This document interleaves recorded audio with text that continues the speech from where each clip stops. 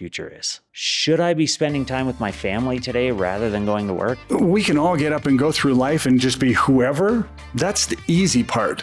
The hard part is being somebody. Welcome back to another episode of the Be Somebody podcast. Today, I have a dear friend with me, a special guest for many reasons, and you have the pleasure of getting to know him. His name? Todd Handy. What's up, baby? Bobby, how are you? It's good to be here. I appreciate you, and I appreciate your butt in that seat. I'm glad to be here. I'm hopeful that there's something that's of value and that I can do something that can be helpful. Well, you of all people will, and they'll find out why. I'm going to give people a little bit of context on how we know each other. Okay. So I graduate from college. My first job out of college, as you know, was DDM, Deseret Digital Media. You may know it as KSL.com, DeseretNews.com, Utah.com, several other websites. Ultimately, about a year and a half in, my role changes and I find myself managing Brandview. And now you are my boss and you were the VP of Inside Sales. Was that your title? What was your official title? Vice President of Advertising, Products, and Monetization, something like that. Anyway, yes. Yeah. So you were multifaceted, multi-talented, always working with different people in the org, managing sales teams. Now you're managing this dude named Bobby with a new product, and you have to help me with processes. You have to help me understand the sales teams. Like, you're taking a content person with a big personality and a lot of, I'll do whatever. And now you have to figure out the right ways to contain me. Yep. And I'm like, I just want to know personally, what was that like for you having to take me on, considering that was a new role? It was new to the organization. It was new to all of us. And I have this theory that I'm like the hardest person to manage in the world because I just don't want to stay in my lane. That's fair. And that's probably the best way to put it, if anything, it was, hey, Bobby, there's no problem in changing lanes. It's just, let's stay long enough in this lane before we go, right? I mean, I don't want to watch someone on the freeway who's just going back and forth either. And I know the thought that we're both thinking was it was all about the process side of things, right? Yeah. I love working with folks that I don't have to motivate, that I don't have to say, hey, get out of bed and come to work, right? That's great. That's the kind of person I want to work with. It's just that you need to tap it a little bit this way and tap it a little bit that way, right? To keep them going. And I remember very vividly the discussion that we had about process. And you were like, I don't want to do process, right? I want to create, I want to build and so forth. And my point was, the more that you have a process in place, the more free that it makes you to be able to do that and so forth. I'm a big believer that when you are successful at what you do, if you don't have a process behind it, you don't know how you did what you did to be successful. Perfect example is sales. When I've got a seller who says, okay, I just closed a really great sale, and I'll say, okay, what did you do to get that? And they go, I don't know. My question will be, all right, what are you going to do to get another big sale like that if you don't know how you got this one? Conversely, I just lost the last 3 sales. Okay, what did you do to lose those sales? I don't know. How are you going to keep yourself from losing those 3 sales or multiple sales going forward? If you don't have a process, it makes it much more difficult for things to be definable, measurable, and repeatable. And if you can do that, that is how, in my opinion, you can be successful. You still need the ingredients. I've got a whole methodology that is in my mind. But if you don't have a process to help you to do it and know how you did it so you can do it again, you run the risk of not doing it again or doing it again, whichever is the pro and the con and all of that. Well, that was a beautiful answer. Here's how things have come since then.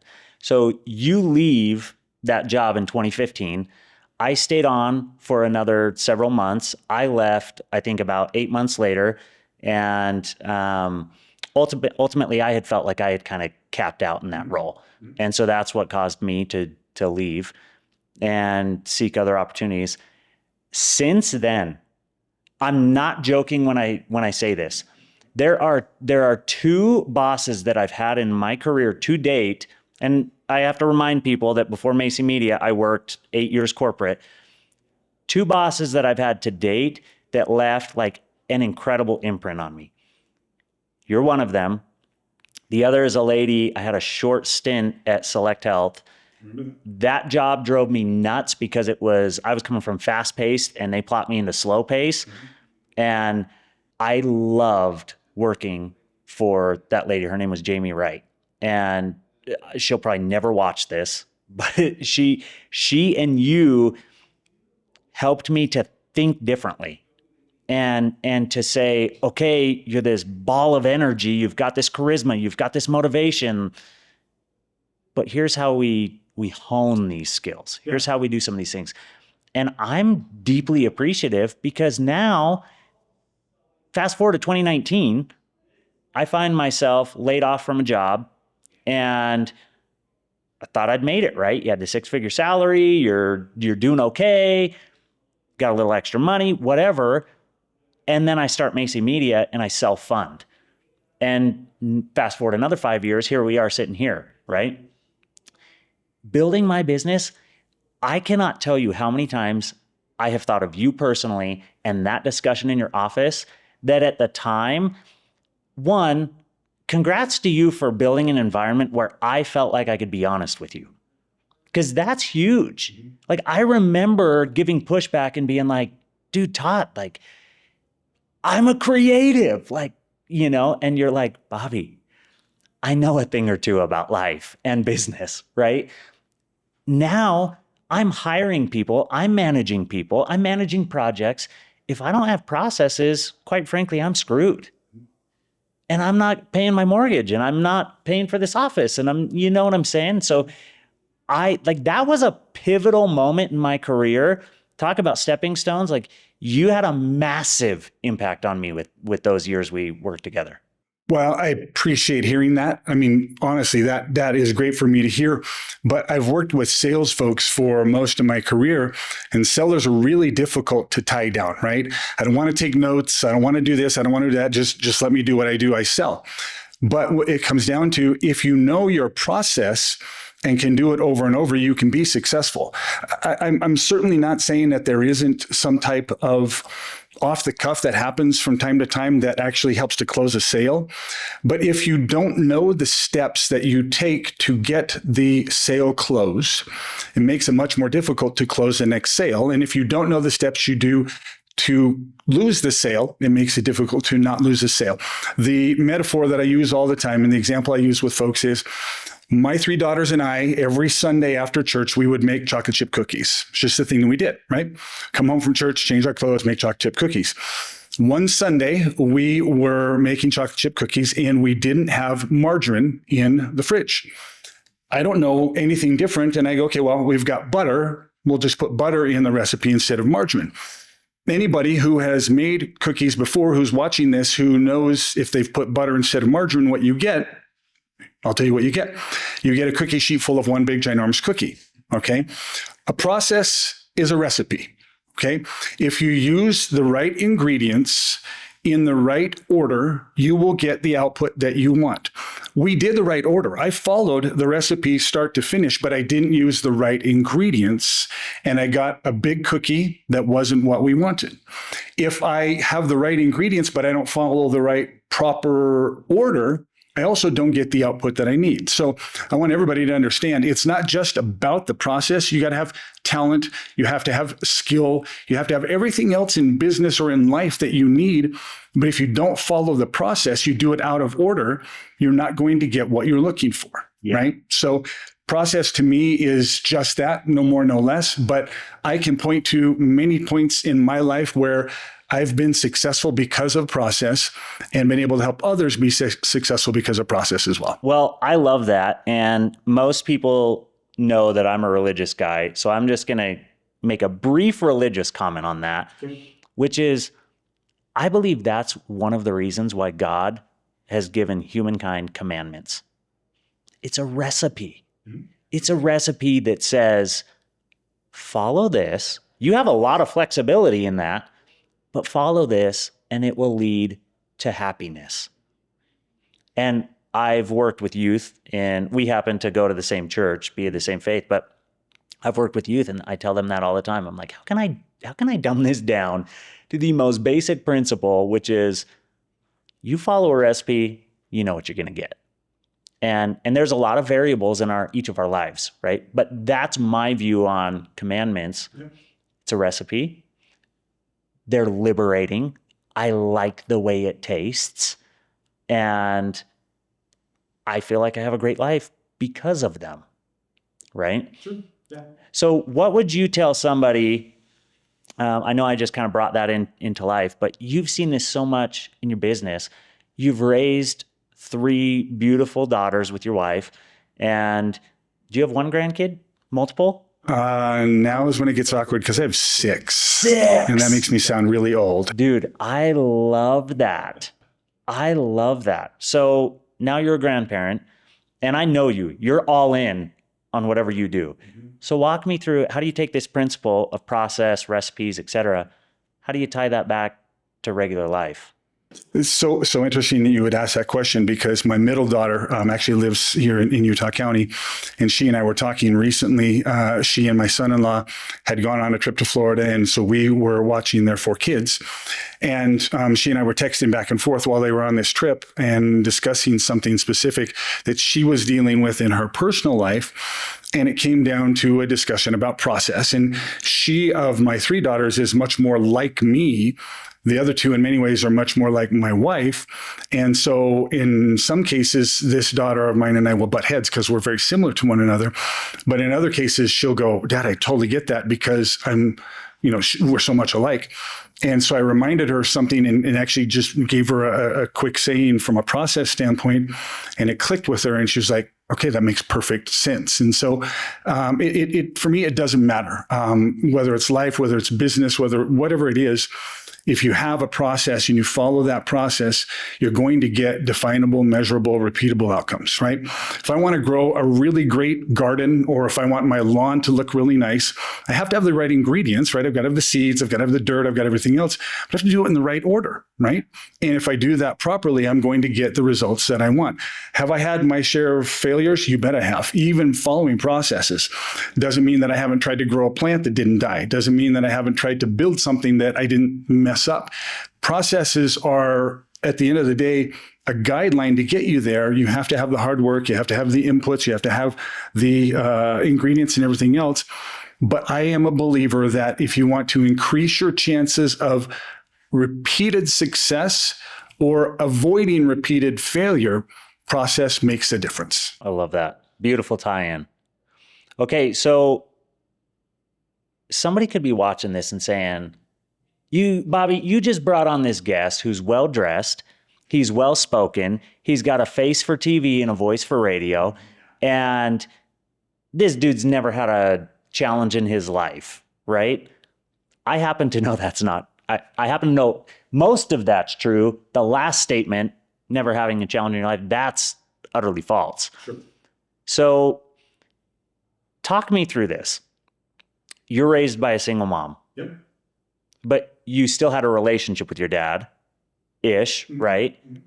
Walk me through, how do you go through life early on and find the motivation to be who you are today? All credit ultimately to my mom and to God.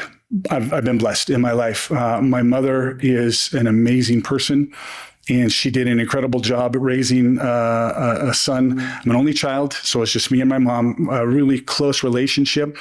And I'm a stupid boy who did stupid things, and she somehow was able to work with that and take this clay and mold it. And it's actually been, then she handed it off to my wife, who took this stupid guy and made him a better guy. And my mother-in-law, who took this stupid son-in-law, made him better. I mean, I've had this series of women in my life who made a difference, but I'm a believer that every one of us ultimately deals with problems that make or break us. And it's easy to look at the beautiful house on the hill or the very nice car or whatever we equate success with and say, you know what, that person's probably never had a bad day in their life. And it's just not true. It's simply not true. I haven't met anyone who hasn't been through trials. It's what do you do to get through those trials? and how do you react to those trials that I believe are what make the difference. So you're going to have the trials. It's what are you going to do with those? Okay. One of the big trials that you know of in my life, when I found out about that trial, I could curl up in a ball and just lay in bed. But I've got 3 daughters that I need to raise, and we need to get them to school. We need to get them through college. We need to get them married and to have children and so forth. And so if I curl up in a ball and just stay there in bed, that doesn't get done. Puts it all on my wife, and that's unfair to her.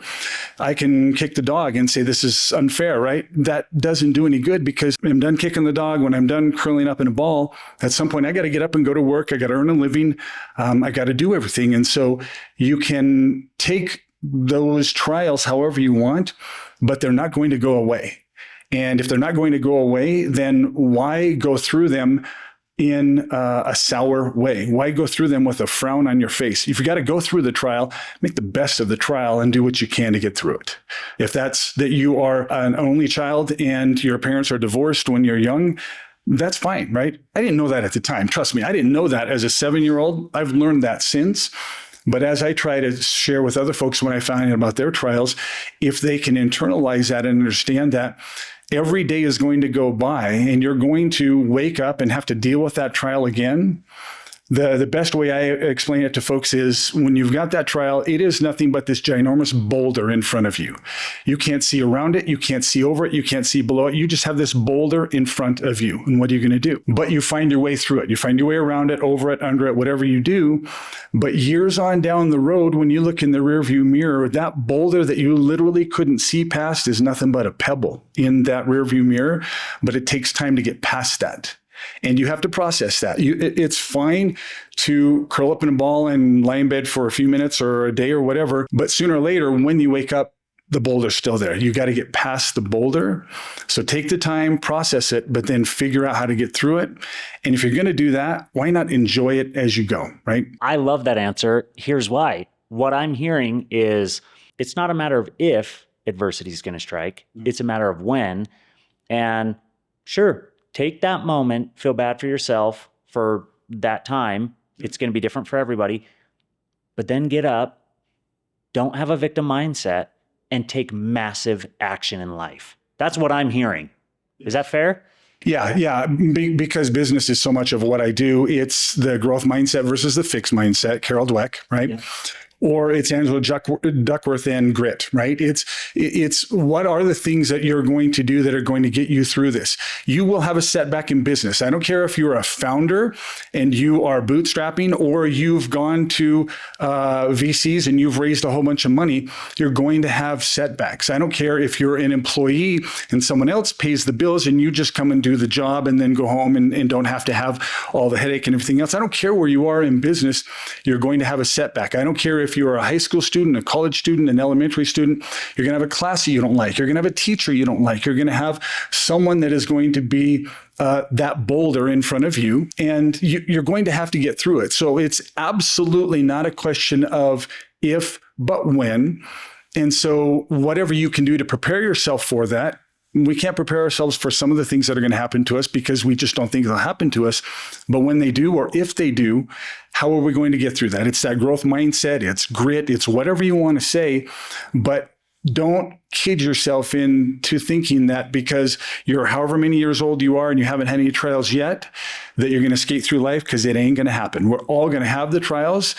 Great if they come later in life, better if they come sooner in life so you can get through them, learn. And then ultimately, I'm a huge believer in the fact that you need to share that with others. So as they go through it, they can also understand that. Yeah. I love that. I think that that's a big part of humanity, relating to one another. Because when it comes down to it, it's like, you're human, I'm human. We have much more in common than we do that separates us, despite what the world will have you think right now. So you mentioned a big trial in your life. This is the version of the story I know. Okay. You are, I'm guessing maybe you're late 20s, in your 30s at this time. You can correct me on that. You like road biking, you like cycling. Mm-hmm. And you were riding your bike and you get hit by a car. Mm-hmm. And then you find out that you have cancer. Yeah. Can you walk me through that? Yep. 2009. 40 years old. So I was riding my bike from Layton, where I lived, Layton, Utah, to Logan, Utah, to meet my family there for the fireworks at University of Utah State University, fireworks for the 4th of July. And about 15, 20 miles into the journey, got hit by the car, broke 5 ribs, punctured a lung. But it was through the CT scan in the emergency room to look at my lung and so forth that a very incredible radiologist saw some lymph nodes that were a little larger than they should have been. And it ultimately led to us finding out that I had cancer. So yeah, 40 years old, 3 daughters. Whenever you get a cancer diagnosis, it's hard to process. It's almost like you're underwater. Everything just becomes muffled. You kind of hear voices, but you can't really fathom what they're saying because it's kind of out of body, right? We drove home from the diagnosis and said, now, is this what we heard? Is that what we heard? Because we both were just kind of in shock, right? But again, it's the same thing. I could have said, okay, I've got cancer. That's it. I'm done. I'm going to go home and curl up in a ball. But again, I needed to help my oldest daughter get through school, my middle daughter get through school, my youngest daughter get through school, get them into college, get them married, have kids and so forth, or turn it over to my wife and say, hey, it's on you. I'm just going to check out. But that's not how it goes, right? You don't get to do that. You have to get through it somehow. And so again, maybe it was from learning as a single parent raised son that you just have to get through it, right? But ultimately, that's what we did. And we did get through it, right? That was now 15 years ago. And I'm still here, right? If I had rolled up in a ball and kicked the dog, in fact, I think I would have lasted less time because I would have given the power to cancer, but I didn't give the power to cancer. I took the power back, right? Its power is with me. And at some point, maybe I won't have that power anymore, and that's fine. But till my last dying breath, I'm going to keep the power.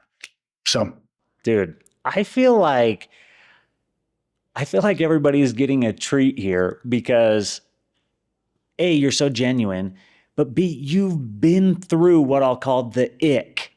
You have been through hard things, and yet you choose every single day to have that grit, that growth mindset, both great books. And I love that about you. And I think that's one of the many reasons why here we are many years later and you and I are still in touch.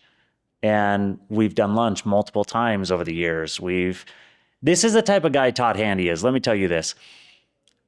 This is kind of in the middle of COVID.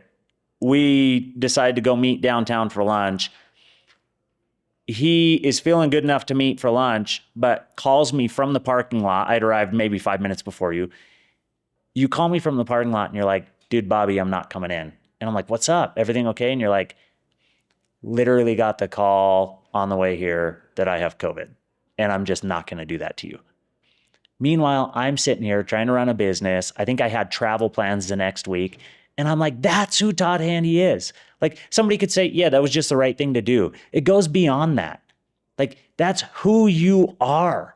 I wanted to see you. I have every belief that you wanted to see me. It had been a couple months and we were going to share this wonderful lunch together. And yet you still had that courtesy to just be like, no, dude, I got to put you first. This isn't about me. I feel fine right in this moment, but this isn't about me. This is about you. And I'm just like, that's who you are, man. I appreciate that. So walk me through this.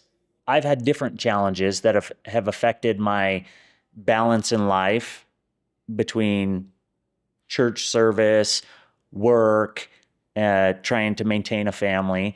I've talked to you a lot about this, and you actually experienced this while managing me. We deal with a lot of mental health in my family. And my wife, she has OCD that's been diagnosed. And this isn't the type of OCD that's go check the windows, I need to wash my hands a lot. It's not Monk, the TV show. Hers is very intrusive thought-based. It has the potential to wreck her day. We've gotten extensive counseling, extensive treatment protocols on this. We've experienced a lot on that spectrum. You had to manage me while that happened. And I remember from my standpoint, and I'm giving context to the question I'm going to ask. I remember for me, some days it was so hard to leave my wife and to come into work, not knowing what was going to happen while I was gone, not knowing if she was going to be okay. I don't want to over dramatize this, but not always knowing if she was going to be safe while I was gone, right? And in a different trial, you're now facing cancer. You still have to decide to provide for your family. Dude, how do you even muster the strength to go into work? What was it like working with your various employers over the years to manage this? One of the things that I think is a blessing that I've been given is that I'm able to focus really well. And in these situations, that actually is a great opportunity for me to be able to focus. We all talk about work-life balance and everything else, and I actually don't believe it exists. At any given point in my life, I'm out of balance in something. All right. I've not done something from a church standpoint because I've gone with my family out of town and I've said, sorry, I'm going to go with my family. And so I'm out of balance there. Or I'm working late because I got to get something done at work and I've left something to the side with my family. And so I'm out of balance there or whatever. We're always out of balance one way or another. But for me, in these trials, that becomes a time when you actually get to double down on your focus and you say, okay, great, I'm going to get this trial and do whatever I need to get through it. Now, when I say me, that means everybody around me as well, right? My wife, my kids, everything else, all of us together. But you have to understand that that is during that point, I'll have that focus. So when I am at work, I'm going to focus because I need to get work done and everything else. But when I get home, I might lose it, right? I might come home and just crash because I had to go get it done. That's just the thing about having these trials is they allow you to have focus. Perfect example. Last year, I went through 6 months of chemotherapy. And I'll share this with you and with everybody here because I want to be able to be someone who can help someone else out there who might be going through this. I actually went through a situation where at the end of the 6 months, I started to actually, this will be really strange, miss it. All right. And you're going, wait a minute, you missed chemotherapy. I actually struggled with my own mental health for a while because I lost that focus. During the 6 months, there was one focus, which was, we got to get through this. We got to survive. We got to deal with this. I was still working, still doing everything else, but all of those things kind of took a second place, a back seat. And when the chemo was over, that focus went away. And I almost missed having that focus, right? Did I miss chemo? No, not at all. I'm glad to have that behind me. So that's what I'm trying to share here is the focus will change from time to time, just like being out of balance from time to time with church or with work or with family or whatever. And I'll say this because I've been through my own depression or anxiety or everything else.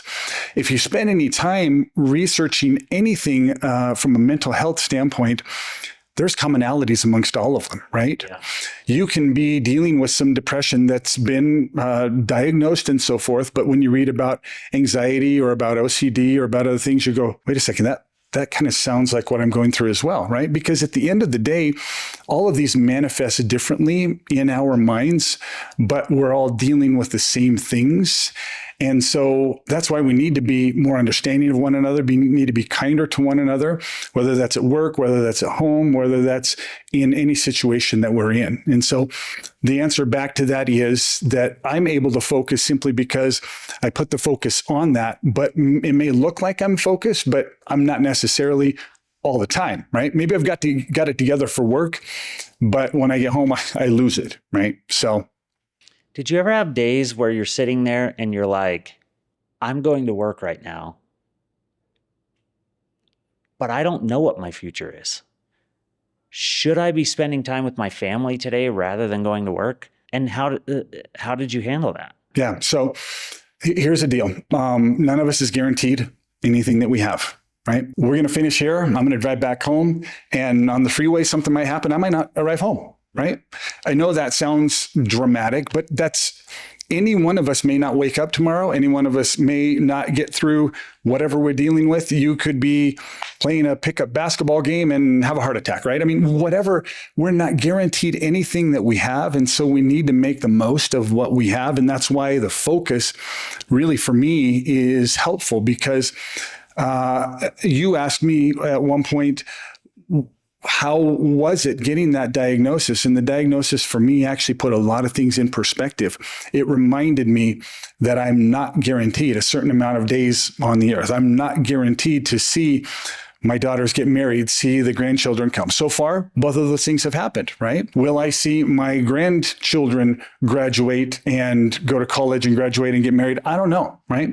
None of us are guaranteed those. And so it comes back to, I have to be responsible. I have to earn a living. I need to take care of my family. I need to be a good, upstanding community member and so forth. Yes, all of that, but none of it is guaranteed to me. And so I need to make the most of it. And it's not the eat, drink, and be merry. It's the opposite of that. It's enjoy everything while you're doing it, because it's not guaranteed to you. And when you finally do get that trial or that diagnosis or whatever, you don't know how much more time you have on the clock. So let's take the best care of one another that we can right now, and of ourselves that we can right now. Oh man, dude, you are just hitting it right here today.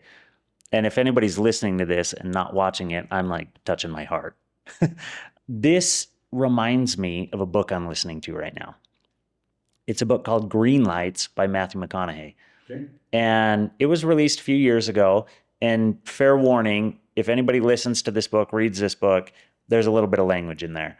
So far, it's been worth it for me to still have some of that language in there, because some of his thoughts about life and some of his storytelling I'm that guy that's like, I can't wait to get in the car and listen to this again, right? The reason he calls it green lights is because his whole philosophy is stoplights, and how, look, there are times in life where you hit a red light, but things oddly, those lights somehow have a way of working themselves out so that they become green again. Yep. Whether they're trials, whether it's something else. And I feel like you have turned everything, your whole life, into a green light situation. Is anything you've experienced, you're like, yeah, maybe it was a red light for a minute, but it's turning green again, baby. Let's go. That's just it. The lights will change, right? That's exactly what I'm saying. We're not guaranteed any amount of time. So you and I are both in Utah right now. If we go up to Capitol Hill and we look down State Street, I love to look down State Street and see all of the lights as far as you can see. And sometimes you'll be driving and you'll see they're all green lights, but ain't no way you're going to get to that green light way down there without some red lights between now and then, right? Yeah. But that's the hope that we have. Live by faith and not by fear, right? The hope that we have is that that red light or that yellow light will eventually turn green. But the thing that you need to stop and think about is it won't always stay green. It's going to turn yellow. It's going to turn red, right? So make the most of what you can. I love the analogy of green lights and so forth, but getting through State Street without hitting a red light is like thinking we're going to get through life without hitting a trial. We're going to hit them, but there is something at the other end, and we're going to make it there. And if it is cut short, so be it, right? Because we don't get that choice. We don't get that choice. So let's make the most of what we have now, so that when we hit that red light and we don't get to go any further, we don't have to look back and say, I didn't do what I needed to. I didn't do what I could do, right? I could have given more to my wife and my daughters, but I didn't, because I just wanted to roll up in a ball and have a pity party. Let me be very, very clear to everybody out there. A cancer diagnosis is absolutely a reason to have a pity party. Don't get me wrong. Yeah. Okay. It's absolutely a terrible thing, but it's not the end all be all, because there are other things that we're going to go through as well. What Lisa and I learned through all of this, two things, and I've shared this with a lot of people. Number one, someone else always has it worse than you do. And number two, you would never trade your trial for theirs. through this 15 years since I was diagnosed, I've had friends, family members, others who've had much worse trials. I've had people who've lost their marriages. I would never trade my cancer for a lost marriage. I'll take the cancer, right? I've had people who've gone through a lot of different things. I've had people who've lost their lives. I'll take my life with cancer versus losing my life. And so someone always has it worse than you do, and you would never trade your trial for theirs. So the next time you get your trial, stop and think about that. And I guarantee you, you'll find someone around you who you go, you know what? No, I'll take this because I don't want what they have. Well, I'm recognizing selfishly, I want to keep you here all day. This is fun for me. I love hearing this.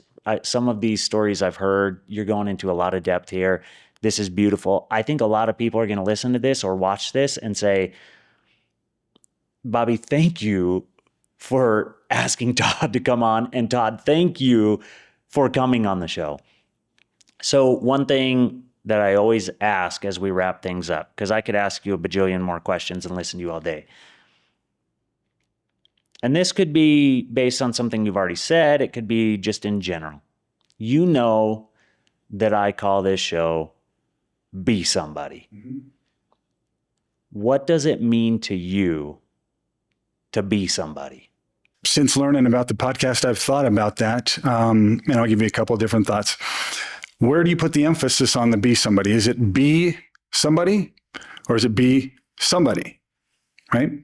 If it's on the be, that's the living. That's be somebody. Whoever you are, be that somebody. Or is it on be somebody, right? Anyone can be anybody. Only someone can be somebody. What do I mean by that? We can all get up and go through life and just be whoever. That's the easy part. The hard part is being somebody. Who do I want to be? Who is my ideal, and how can I get as close to that as I can? There are a lot of people out there who fulfill all of their potential. I've let a lot of my potential go unfulfilled because I haven't done everything that I needed to, but I feel pretty good about the person that I am and the things I have been able to do. And so be somebody to me is don't be anybody. Be somebody, and that somebody is whoever you want that to be. What is the ideal of who you want to be as a father, as a grandfather, as a son, as a business leader, as a religious person, whatever somebody for you is, then be that somebody. And determine what that is, and then determine how it's going to take to get there. And here we go. We're going to tie this all back together. What's the process that's going to make that happen, right? When you determine who that somebody is that you want to be, then what is the specific process that you've got to go through that's going to get you there? There's steps that you're going to need. There's ingredients that it's going to take. You got to do them in the right order and so forth. And hopefully at the end of all of that, you will be that somebody that you want to be, or on the way to be that somebody, and sometimes we get there and we fall off and we get back on again, right? But what is the self-actualization of what that somebody is that you want to be? And then what's it going to take to get there? That's it for me. Dude, that's beautiful. I love how you broke that down and just phonetically even. Okay, last thing that I do when I remember, you have an opportunity. If you want, you don't have to. We can end the podcast right there. Cut all this out. Is there anything you want to ask me? One of the things that probably hasn't happened in my life is I may not have taken all the risks that I could have or even should have. And I love, I'm a business fan. Business is incredible, microcosm of life. And in business, some people take that risk and they start their own companies and they risk their homes and their credit cards and everything else. And I'm sure the numbers are for more it doesn't work than for those that it does work, right?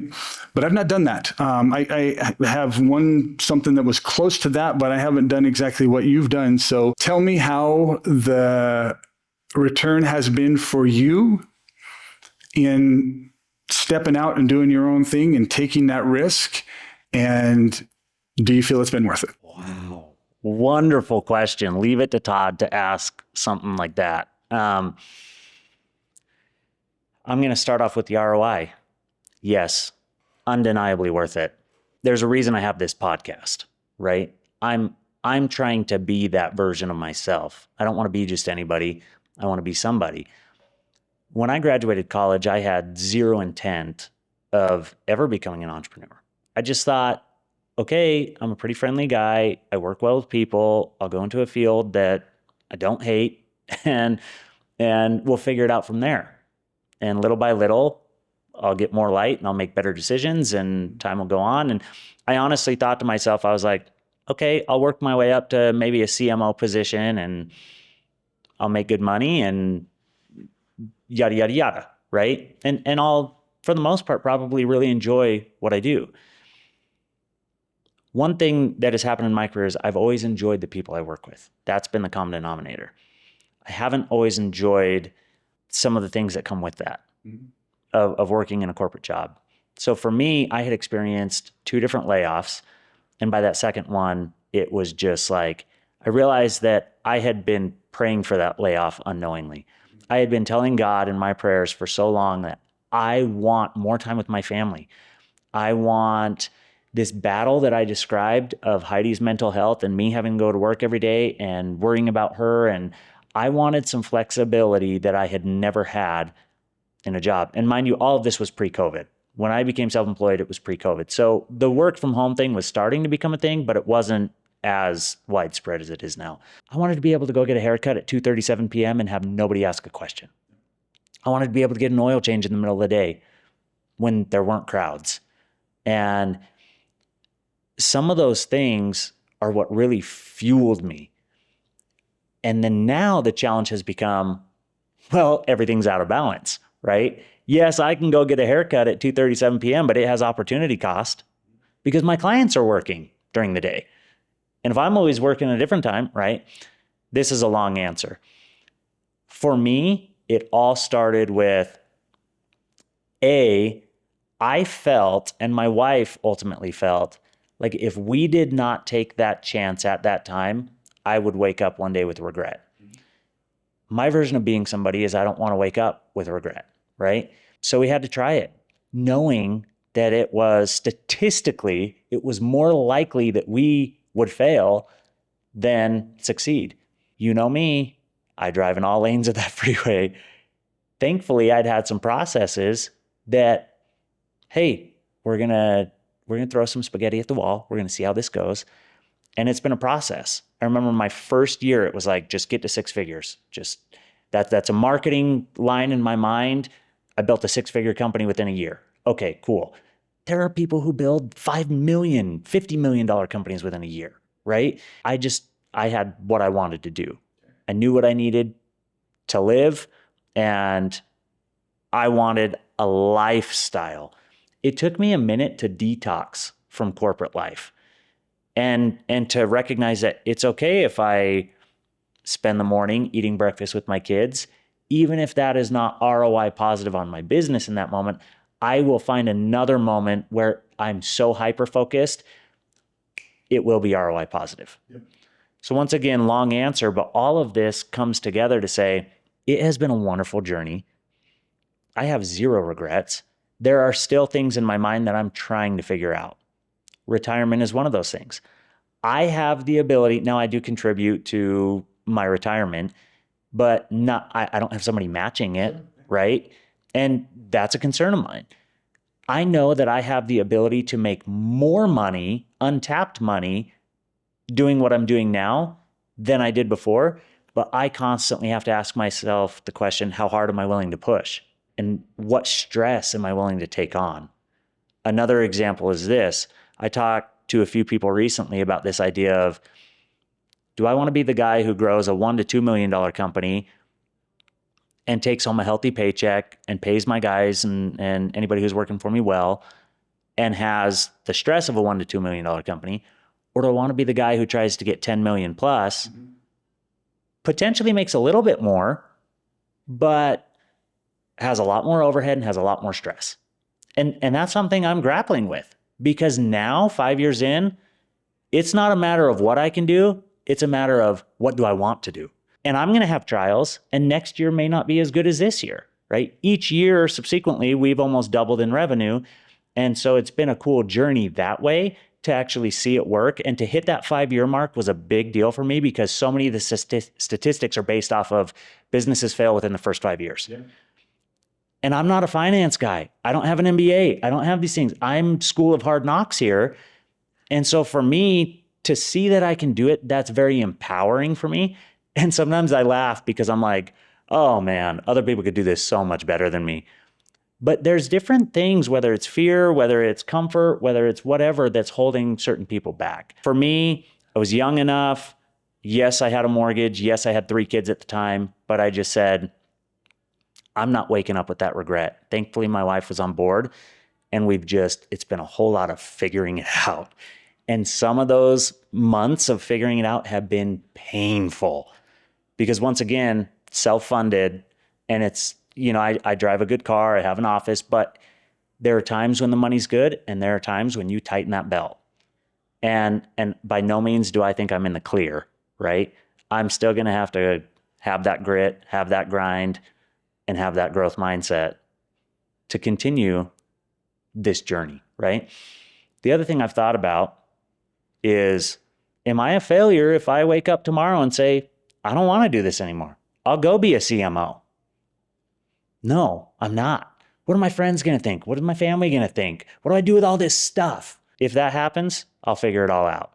Because ultimately, I recognize my desires are going to change as I grow older and as I mature and as life happens. And so my motto now is be flexible. So thank you for letting me give you an earful on your very thoughtful question. What you just said to me was you did the math and you saw more green lights than red lights. Yep. And so that was good enough for you. You didn't say, I saw all green lights. You said, I knew I was going to have some good and some bad days and I'd make the bills, I wouldn't make the bills or whatever, but you calculated it and said, it's going to be net positive for me. That's all any of us can do. So Congrats to you. Well, thank you, my friend. I genuinely appreciate that question. I appreciate you being here. And for anybody watching, please subscribe, share this video with anyone that you think it might resonate with. Todd is a remarkable human being, and I love this man. Thanks, buddy. Thanks, man. It's my pleasure. Dude, come give me a big hug. Oh.